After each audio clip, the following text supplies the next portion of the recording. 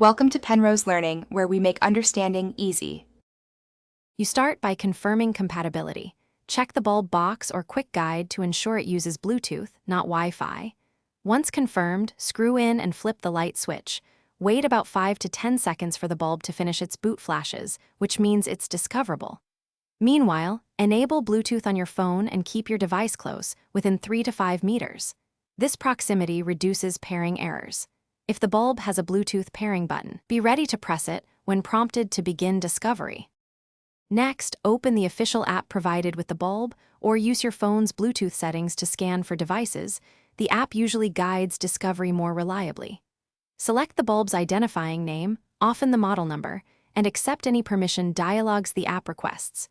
If a numeric pairing code appears, confirm it. This secures the connection. Once paired, the app will often check for firmware updates. Allow those. Finally, name the bulb and assign it to a room or group so controls and automations work intuitively across devices. Now configure basic settings. Test on /off, dimming, and color adjustments to verify responsiveness, and create at least one scene or schedule so you can automate behavior. If the bulb doesn't respond, power cycle it by switching off, wait 5 seconds, then on. Also toggle Bluetooth on your phone and reopen the app. Make sure location and Bluetooth permissions are granted.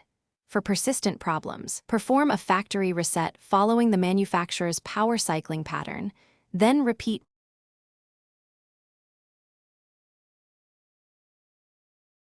Thanks for watching. If this was helpful, leave a like and consider subscribing. See you next time.